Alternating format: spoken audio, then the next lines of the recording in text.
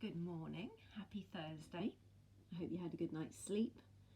I hope you are feeling rested. I hope the sun's shining where you are. A bit grey and cloudy here today, but I think it's due to get better. So, another Thursday, here we are in this world where many of us as parents are still at home and many of our children and young people are still not back at school. Depending on where you are, you may have children who are going back to school next week. If you're in England, I know some areas are planning on putting children back, more children than have been in schools, and other authorities have said that they're not going to do that, so it's a mixed picture. So if you are still at home, like I am, with children who would have been at school, let's just remind ourselves we're doing this because there's a global pandemic. We're doing this because it hasn't gone away yet, and it's important to be honest about that actually we still need to be acting in the ways we have been, and it's important to focus on that fact that we are doing this because the advice is to stay home, to keep ourselves safe and to keep others safe, and to do all those other things, the hand washing if we do go out, and the keeping away from people. And I think it can be helpful for us to remember that and to keep reminding our children and young people of that, whatever other messages they might be hearing or getting, because we know that sometimes, our young people don't necessarily listen to the sensible voices, but it is important to remember those things. And this week I've been talking about how we can focus on things to help us when the noise outside is busy, when we're getting lots of news that perhaps isn't very helpful. And that can be really about just focusing on what we can control, on what's happening today, what's happening inside us. And it was funny because I was sort of thinking perhaps I should stop making these videos now because people are going back maybe to school and more people are going back to work. And then somebody actually just sent me a random message yesterday and just said, keep going with the videos. So I am going to keep going, not necessarily because anyone else needs them, but because I'm actually, I think I said this at the start, selfishly, I'm finding it helpful to do this each day, to check in, to remind myself. And I think I've mentioned this before, but sometimes it's that sort of things that we do which look like they might help others that actually are about helping ourselves as well, and that's okay. And there's this term of what I call selfish selflessness, or selfless selfishness, you could say it either way around, whereby in helping someone else we actually are helping ourselves. And so that's okay, and it's okay to do that, and it's okay to do that as parents, because we do need to look after ourselves as parents and carers, because there's that great image that I use it a lot when I present or do presentations or talk or do assemblies, which is you need to fit your own oxygen mask before you fit the oxygen masks of children if you're on a plane. And that's about the idea that you're the adult and you're there to help your child, but you can't help your child if you can't breathe. And keep coming back to this image of breath, because if we can't breathe, we can't allow other people to breathe. So a bit more mindfulness. I've been reading from this jar of mindfulness. Yesterday's was a bit of a shocker because it was I'm doing this at random, and it was one about feeling pain and suggesting that you just pinch your arm. And I was aware that for some people that might have been quite difficult. So remember, this is all a choice. And if you were to pinch your arm, you'd need to do it in a way that's not going to cause real harm to yourself.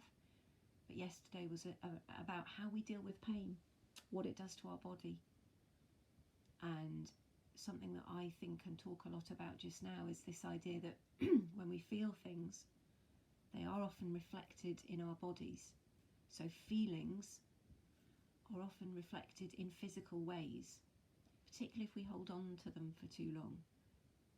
So we think we're kind of pushing them down, we think we're keeping them in a box, we're holding them tight. But feelings, emotions have a way of creeping out, and sometimes that will reveal itself in our bodies. So we might think we've got a lid on it and we've kept our feelings in check, but sometimes then they find other ways. So maybe through a rash, maybe through heart racing. So we're so connected, our thoughts, our feelings are so connected to our bodies that it's important that we acknowledge our feelings and we know about them and what they do to us. Anyway, without further ado, this is from the little jar of mindfulness. I actually looked, I googled yesterday embracingmindfulness.com, and the website's not great actually, but I bought these a while back and they were recommended to me by someone else who has done a lot of mindfulness work. So this one says, mindful love note. Next time you're alone, take out your phone and record a love letter to yourself. Say out loud everything you love about yourself. Your ambitions, your purpose, your strengths, ways you are kind, and ways you inspire others. Then listen to it. Listen to it several times over the next week. After a while, you will notice something incredible. We mainly seek praise, acceptance, and confirmation from external sources. What if we could hear ourselves, or from ourselves, how awesome we think we are? It may just help change the way you think. It's a really interesting one, because I can imagine right now there are lots of you thinking, but I don't feel like that about myself. That's arrogant. Why would I? But I think that's a really interesting one, and I didn't write that, but I could have written it, that one, because I think it's such an important thing that we teach children. And I've said this before, and I say it in assemblies, but you are the only person guaranteed to be on the journey with you from birth to death. You are the only person guaranteed to be there from birth to death. And so it pays to work on getting along with yourself. It pays to work on liking yourself, on loving yourself. It pays to love yourself, because if you get that relationship, if you and yourself can walk that journey together and love one another, then a lot of other things become easier. Because if you're walking that path and thinking, oh, I'm rubbish, or I'm this, or I'm that, then it's hard. And if you do feel like that, it's important to explore why. Because the chances are that somewhere something's happened to you that made you feel like that, because you weren't born like that.